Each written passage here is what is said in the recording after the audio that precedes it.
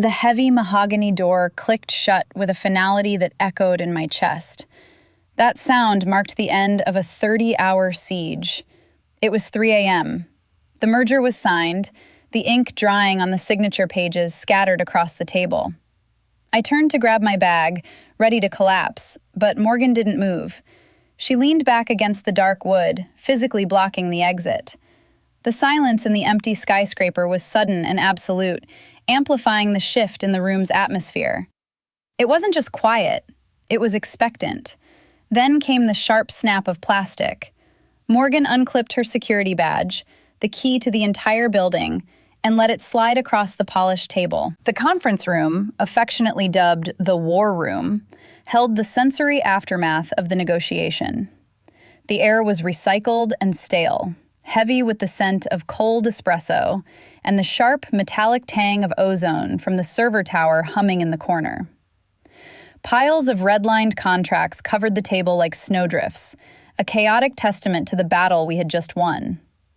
The city lights blurred through the floor-to-ceiling glass, but inside, the fluorescent glare had finally dimmed to a low, standby hum. For the last week, I had watched Morgan operate in this space. She was terrifyingly efficient, a master of weaponized competence. She wielded clauses and subsections like surgical instruments, dismantling the opposing counsel's arguments with a calm, icy precision that bordered on art. She was untouchable, a figure of authority wrapped in charcoal, wool, and silk, and I had been her shadow. As the senior associate, my role was to anticipate the gaps before she even saw them. I handed her the relevant case law before she asked. I knew exactly when her coffee needed refilling and when she needed a specific file. I knew the exact tension in her jaw when she was losing patience, and the slight tap of her pen against the notebook that signaled a breakthrough. I had memorized her tells while hiding my own. We moved with a frictionless rhythm, a silent cadence that felt less like legal work and more like a complex algorithm finally resolving. We were a single unit, a machine built to close this deal. But there were glitches in the machine, tiny, dangerous moments where the professional veneer cracked under the pressure. A glance across the table that lingered a second too long. There was a moment on Tuesday during the intellectual property dispute where she caught me staring. She didn't look away. Instead, her gaze held mine, unflinching, for 3 full seconds before she turned back to the document. It felt like a challenge, or perhaps an invitation I wasn't brave enough to accept. The accidental brush of our arms when we both reached for the same marker sent a jolt of static through my exhausted system that had nothing to do with the dry office air. I had cataloged every one of those moments, storing them away like evidence I was afraid to examine. The contrast was disorienting. Here we were, surrounded by millions of dollars in corporate assets, discussing liability and risk, while the biggest risk in the room was the internal heat building in my chest. I told myself it was just adrenaline, just the high-pressure environment distorting my perception. But every time she looked at me with that sharp, assessing gaze, I felt transparent. The fear was real, but the pull was stronger. Now, at 3 a.m., the adrenaline was fading, leaving a raw, exposed exhaustion in its wake. It lowered defenses. My guard was down. The strict protocols I kept around my own behavior felt heavy and useless. My shoulders ached from days of hunching over drafts, and my eyes burned, but my awareness of her was hyper-focused. The scent of her, sandalwood and something sharper, like expensive paper, seemed to fill the empty space left by the departing lawyers. The air in the room thickened, charged with something that had been pushed down and ignored for 7 straight days. It wasn't just the fatigue, it was the proximity. The realization that the barriers of the deal were gone. The door opened one last time, but it wasn't for us. The last junior associate, a kid named David, who looked like he hadn't slept in a week, stuck his head in. "Good night, Morgan. Good night, Casey." He vanished, his footsteps fading down the hallway. The elevator dinged, then silence returned, heavier than before. It was just us. The glass walls of the conference room reflected our exhausted faces against the backdrop of the sleeping city. Just Morgan. Just me. And the sudden, terrifying realization that there was no work left to do. The silence that followed the elevator's distant chime wasn't peaceful. It was a vacuum. The ambient noise of the office, the low-frequency hum of the ventilation, the distant, muffled traffic 30 stories down, the wind buffeting the glass like a heavy hand, suddenly became deafening. It was as if the building itself was holding its breath. I stood there, hand gripping the strap of my bag, waiting for the dismissal. Waiting for the, "Good job, get some sleep, see you Monday." That was the script. That was the protocol we had adhered to for 3 years. But Morgan didn't speak. She didn't even look at the files anymore. She pushed off the doorframe, her movement slow and deliberate, a stark contrast to the rapid-fire pace she had maintained for the last 30 hours. She didn't walk toward the elevators. She turned inward, toward the room, toward me. Her hand reached out, not for a pen or a BlackBerry, but for the thumb turn of the heavy lock. The mechanical click of the deadbolt sliding home was the loudest sound I had ever heard. It echoed off the glass, a sharp punctuation mark that severed us from the rest of the firm. It was a sound that rewrote the rules of the room. We weren't just colleagues finishing a shift anymore. We were locked in. The visual was striking, her silhouette cut sharp against the grid of city lights behind her. The darkness of the room turning her into a mystery I suddenly realized I didn't know how to solve. Then came the unclipping. Her eyes never left mine as her hand moved to her lapel. Her fingers, usually so quick to sign or point or direct, moved with a languid, heavy precision. She found the clasp of her security badge, the white rectangle that declared her status, her access, her seniority. With a flick of her thumb, she released it. She held it for a second, the plastic catching a stray beam of light, and then she let it go. She tossed it onto the mahogany table. It slid across the polished surface with a harsh rasp, spinning slightly before coming to a stop right in front of my hand. The face on the ID stared up at me, stern, professional, guarded. The woman standing in front of me was none of those things. "We can stop pretending now." The words hung in the air, heavy and absolute.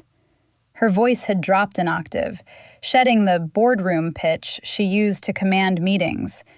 This wasn't the voice that negotiated mergers. This was a voice textured with exhaustion and something far more dangerous. It was low, rough at the edges, and terrifyingly direct. My heart rate spiked, a sudden violent rhythm against my ribs. Pretending. The word stripped away every defense I had constructed. It acknowledged the game. It acknowledged that the friction between us wasn't just my imagination, wasn't just a byproduct of stress. She had felt it. She had been tracking it just as closely as I had. The realization hit me like a physical blow. The game was over. The board had been flipped. She moved away from the door then, and for the first time in our working relationship, she approached me without a file in her hand. There was no prop, no buffer. She navigated the space between us with a predator's grace, crossing the invisible line that separates partner from associate. She didn't stop at the head of the table. She came around the side, invading my personal space, collapsing the distance until I could see the faint pulse beating in her throat. She didn't sit in a chair. Instead, she turned and hopped up onto the edge of the conference table, her movements fluid and unconcerned with the dignity of the furniture. She planted her hands on either side of her hips, effectively leveling our height difference. Sitting there, amidst the scattered contracts and empty coffee cups, she looked less like a lawyer and more like a woman who had just decided to break the law. The hierarchy was gone. She was eye level with me now, and the look she gave me was an open door. She didn't stop there. The badge was a symbol, but the heels were a shackle. With a sigh that seemed to shudder through her entire frame, she kicked them off, one, then the other.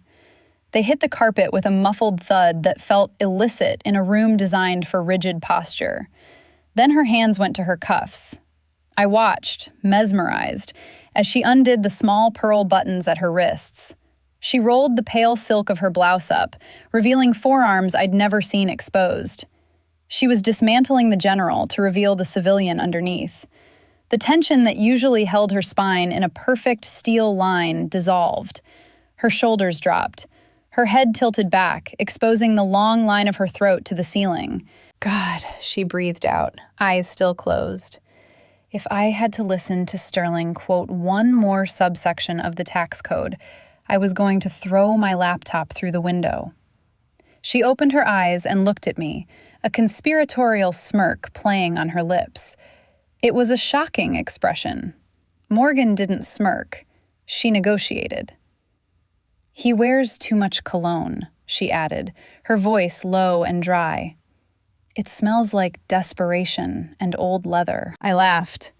It was a startled, rusty sound that cracked the tension. I thought it was pine, I managed to say. Cheap pine, she chuckled, a warm, rich sound that vibrated in the quiet room. That too. She gestured to the chair across from her, the one I usually sat in to take notes. But the gesture wasn't a command. It was an offering. Sit down, Casey. The clock stopped. You can stop standing at attention. I hesitated for a fraction of a second, the instinct to remain ready still firing in my brain. Then the exhaustion hit me again, heavier this time. I sank into the leather chair, letting my bag slide to the floor. I mirrored her, unbuttoning my blazer, feeling the cool air hit my overheated skin. We were just two people now, wreckage from the storm, washed up on the same island. She reached behind her, blindly grasping for the bottle of Macallan 18 that the client had left as a celebratory gift 3 days ago. She pulled 2 heavy crystal tumblers from the credenza. The sound of the cork popping was soft, organic. As she poured the amber liquid, the air in the room shifted again. The sharp, headache-inducing smell of ozone and dry erase markers faded. In its place, her scent bloomed. It wasn't just the sandalwood I'd caught earlier. It was warmer now, mixed with something floral, jasmine maybe. It was the scent of her body heat, rising in the quiet space. It was overwhelming. She held a glass out to me. The liquid swirled, catching the dim light, looking like molten gold. I reached for it. My hand was shaking slightly, a tremor of fatigue and nerves. I didn't try to hide it. As I took the glass, her fingers didn't pull away. They brushed against mine, cool skin against my fever-hot palm. It wasn't an accident. In the elevator, she would have apologized. In the boardroom, she would have ignored it. Here, she let it linger. Her fingertips grazed the inside of my wrist, right over my pulse point. I knew she could feel the way my heart hammered against my skin. She watched my face as the contact held, her eyes dark, tracking the flush I felt rising up my neck. To the merger, I whispered, the toast feeling inadequate. To hell with the merger, she corrected softly. Her thumb swept across my knuckles before she finally released the glass. The loss of contact was a physical ache. She took a sip of her scotch, her eyes never leaving mine. To the fact that I don't have to look at you across a table anymore. The admission landed with the weight of a gavel.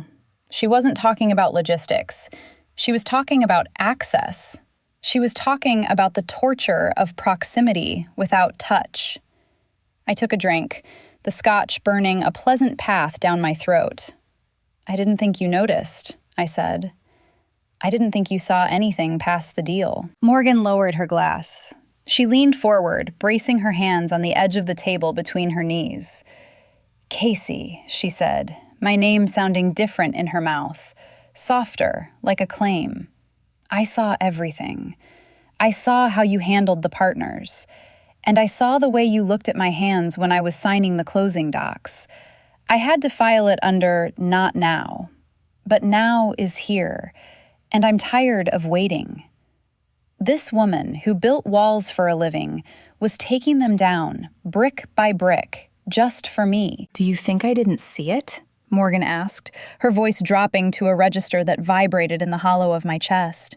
She swirled the amber liquid in her glass, watching the vortex, then looked up, pinning me with that sharp, analytical gaze. I'm a lawyer, Casey. I deal in evidence. and the evidence has been piling up on my desk for weeks. She began to list them, ticking off the moments I thought I had successfully hidden in the shadows of my professional conduct. The elevator ride last Thursday? You watched my reflection in the doors for 40 floors. You thought I was checking my email, but I was watching you watch me. I felt the heat rise in my cheeks, a flush that had nothing to do with the scotch. The coffee handoff on Monday, she continued, relentless. Your fingers grazed mine. You pulled back like you'd been burned, but you didn't apologize.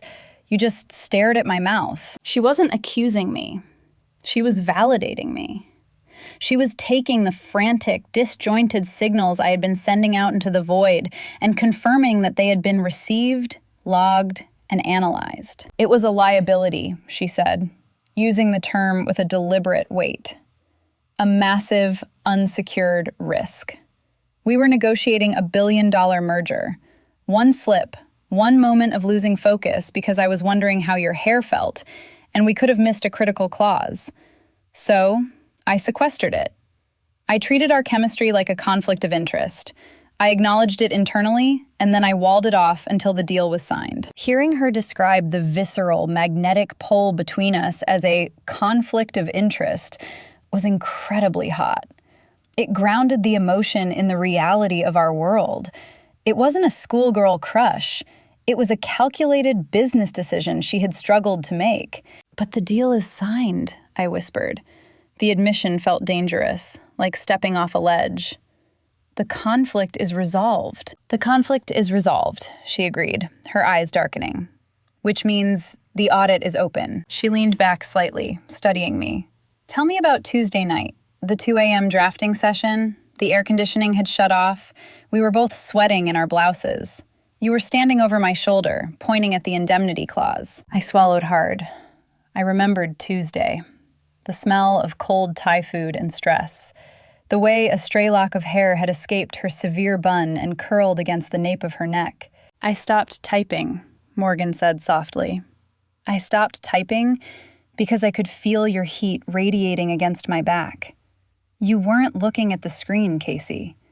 Where were you looking? The challenge hung in the air between us. This was the deposition.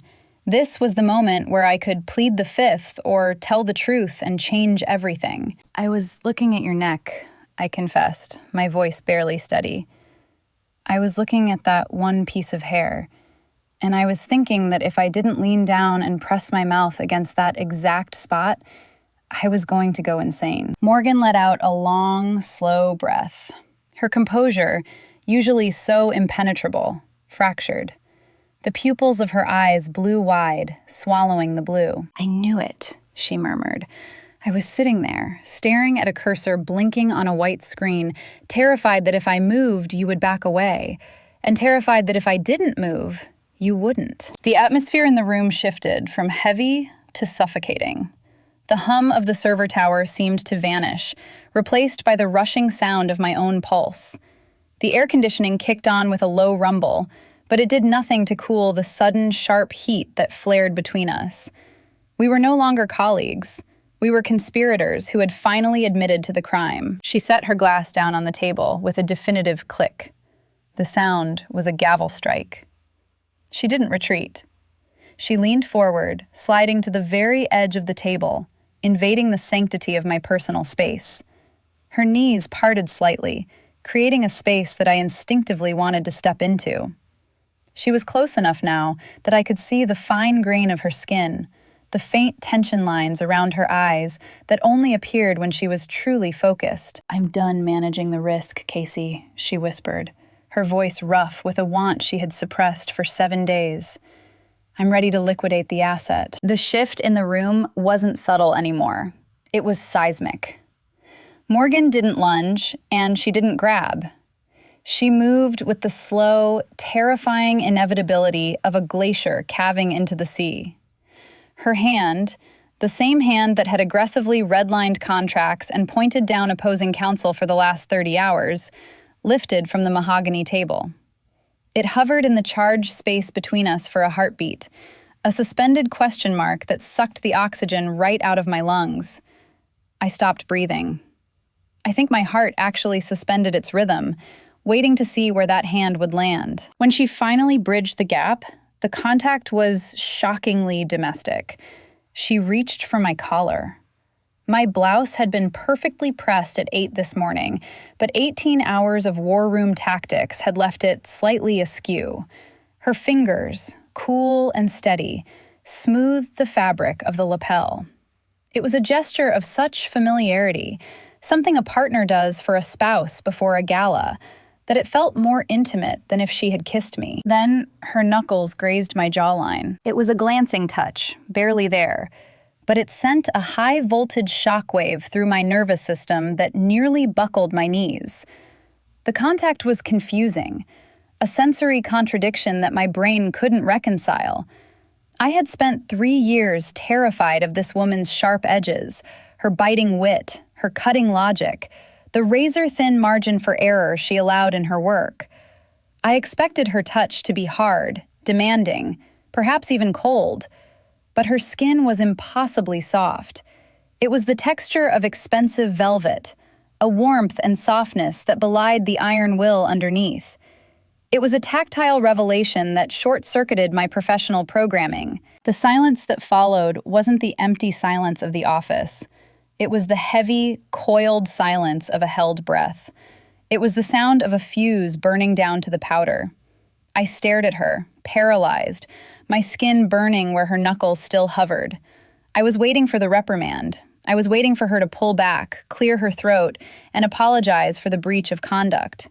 I was waiting for the senior partner to reassert control and crush this moment before it could breathe. She didn't. Her hand lingered near my throat, her thumb ghosting over the pulse that was fluttering wildly against my skin. "No HR in here," she murmured.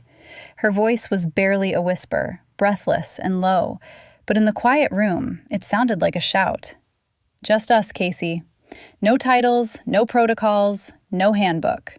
Just us." The words were the key turning in the lock. No HR. It was permission. It was a pardon. The rigid structure of the firm, the hierarchy that placed her in the corner office and me in the cubicle down the hall, dissolved into mist. The invisible organizational chart that had dictated every interaction we'd ever had simply evaporated. We weren't a boss and an employee anymore.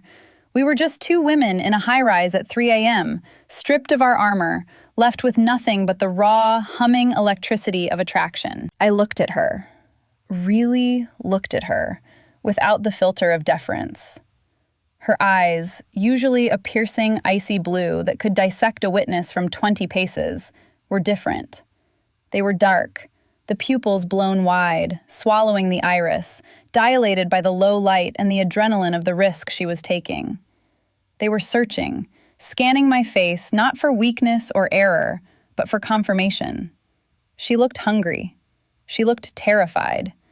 And she looked beautiful in a way that had nothing to do with power and everything to do with vulnerability. The realization hit me. She was waiting for me.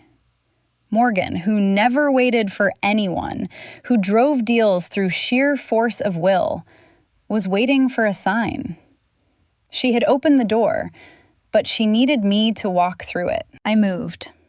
It wasn't a conscious decision. It was a magnetic necessity. I took a step forward, then another. I stepped into the V of space created by her knees. It was a profound invasion of personal space, a breach of every unspoken rule of corporate conduct. I stood between her legs, close enough that the silk of her blouse brushed against the front of my blazer, close enough to feel the heat radiating off her body. She didn't flinch. She didn't pull back. She looked up at me, her chin tilting, exposing her throat, and let out a shaky exhale that ghosted across my mouth. The game was truly over. The board was cleared. And for the first time, I wasn't looking at a boss. I was looking at a woman who wanted me just as desperately as I wanted her. Time didn't just slow down in that room. It seemed to liquefy, pooling around us in a heavy golden haze. The frantic staccato rhythm of the negotiation, the rapid-fire emails, the shouting matches over speakerphone, the aggressive page-turning, vanished completely. In its place was a stillness so profound it felt like we were underwater. The only thing that mattered, the only reality that existed, was the few inches of air separating my body from hers. Morgan's hands moved first. They slid from their resting place on the table, moving with a deliberate, heavy slowness that made my breath hitch. She didn't grab me. She grounded me. Her palms found the curve of my waist, the heat of her skin searing through the layers of my blouse and blazer. Then, slowly, agonizingly, they traveled up. Her thumbs traced the line of my ribs, pressing firmly, mapping the bone structure beneath the fabric. It felt possessive. It felt like she was conducting a new kind of due diligence, verifying that I was real, that I was here, that I was hers to touch. When her hands reached my shoulders, she gripped them. It wasn't painful, but it was firm, a weight that anchored me to the floor, preventing me from floating away on the sheer adrenaline of the moment. Her thumbs dug into the tension knots at the base of my neck, and a low, ragged sound escaped my throat. It was loud in the quiet room, a sound of surrender that I couldn't call back. "Breathe, Casey," she whispered, her eyes tracking the rise and fall of my chest. But I couldn't breathe. Not properly. The air in the room was too thin, or maybe my lungs had simply forgotten how to work in her presence. The only sound in the room was the harsh, uneven rhythm of our respiration. It was a biological feedback loop, a conversation happening entirely without words, spoken in the language of cortisol and dopamine. I needed to touch her. The need was a physical ache in my palms. I reached out, my movements shaky compared to her steady confidence. My fingertips found the hollow of her throat. Her skin was impossibly soft, warm, and vibrant, a stark contrast to the cool, untouchable facade she presented to the world. I traced the long, elegant line of her neck, feeling the tension in the tendons, the way she leaned almost imperceptibly into my touch. Then I found it. Right under the curve of her jaw, her pulse was hammering. It was a frantic, staccato beat that betrayed her completely. She might have looked calm, her face composed in that mask of professional detachment, but her blood was rioting. She was just as affected as I was. She was just as terrified. The realization gave me a surge of courage. I let my thumb rest there, counting the beats, feeling the life force of the woman I had admired from afar for 3 years. "You have no idea," she murmured, her voice a rough scrape of sound against the silence. Her eyes fluttered closed as my thumb stroked her skin. "Do you know how hard it was in the elevator yesterday? The ride to the 40th floor takes 45 seconds. I counted every single one. We were standing shoulder to shoulder, and the only thing I could think about was reaching out and threading my fingers through yours. I wanted to pin you against the mirrored wall, right there between the lobby and the mezzanine." The confession hung in the air, erotic and raw. The image of Morgan the stoic, Morgan the rule follower, struggling to keep her hands to herself while we discussed liability caps, was overwhelming. I stepped closer, until my legs bumped against her knees. The scent of her was everywhere now. It wasn't just the perfume anymore.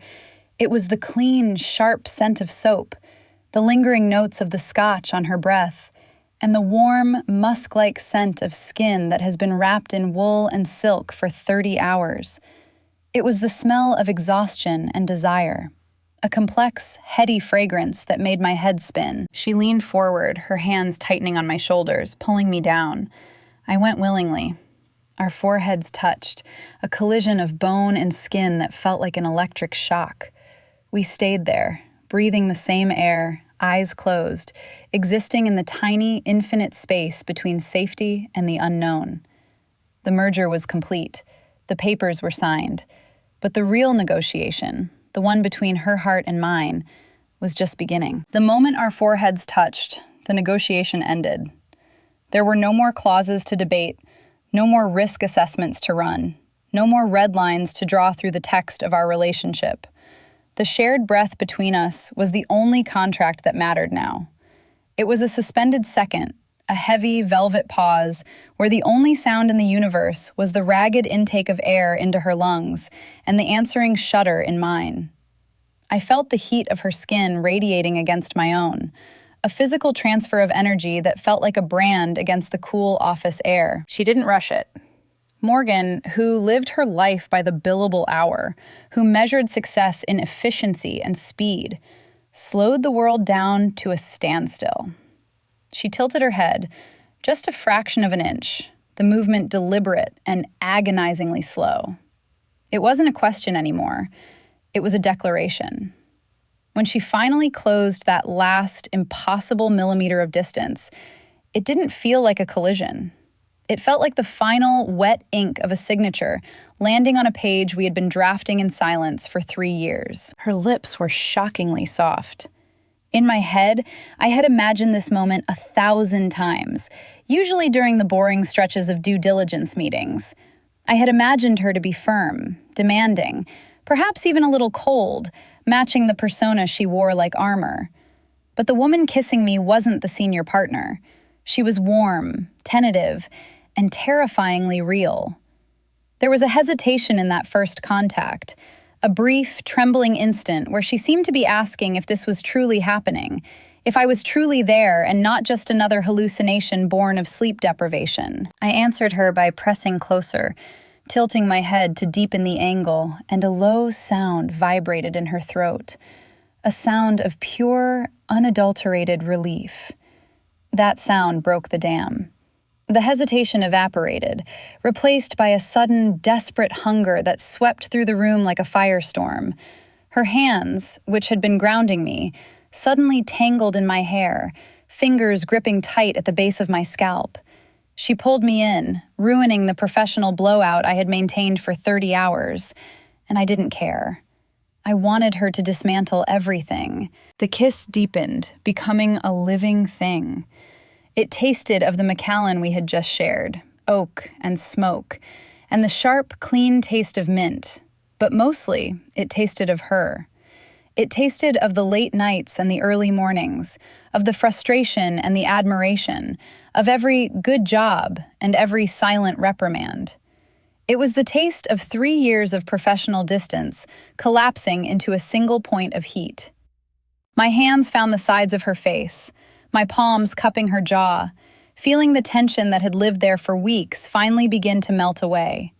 Her skin was burning, flushed with the same adrenaline that was making my heart hammer a frantic rhythm against my ribs. It wasn't aggressive, but it was desperate. It was the desperation of 2 people who have been starving while sitting at a banquet. We devoured the space between us. Her mouth moved against mine with a rhythm that was intuitive, a perfect syncopation that we shouldn't have known, but somehow did. It was a release of pressure so intense it made my knees weak.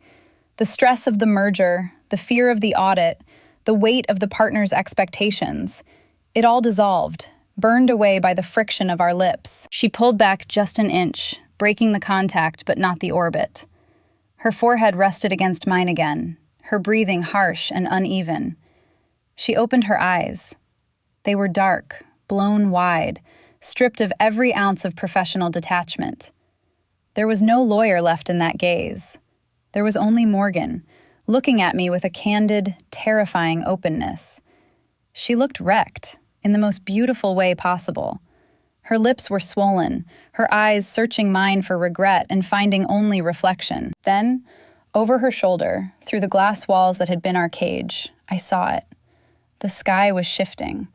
The deep, bruised purple of the night was bleeding into a pale steel gray. The sun was cresting over the skyline, turning the glass towers of the financial district into pillars of fire. The sunrise broke the spell, but it didn't sever the connection.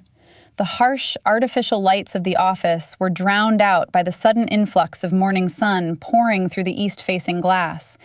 It turns the scattered white pages on the table into sheets of gold, transforming the war room from a bunker into something ethereal. It was quiet, but it was the quiet of a Sunday morning, not the sterile silence of a deadline. Morgan shifted, her forehead sliding from mine. She didn't pull away abruptly. She just adjusted the distance, turning her head to look out at the waking city. The tension that had held her body in a vice grip for weeks was gone, dissolved by the light. She looked softer, the sharp angles of her face blurred by exhaustion and a new, terrifying satisfaction. "Well," she whispered, a small, private smile touching her lips that I wanted to memorize. "That's one way to close a deal." She slid off the table, her stockinged feet hitting the carpet silently. She didn't put her heels back on. Instead, she bent down and picked them up, hooking 2 fingers through the back straps. Holding her shoes in one hand, she looked at me, barefoot and disheveled, standing amidst the ruins of the negotiation. It was a domestic image superimposed over a corporate backdrop, a glitch in the matrix that only I was allowed to see. "Monday," I said, the word tasting like ash in my mouth. The fear crept back in. The fear of the fluorescent lights, the assistants, the hierarchy reasserting itself once the sun was fully up. "What happens on Monday, Morgan? Do we go back to the handshake? Do we pretend this was just the scotch and the sleep deprivation?" Morgan stopped.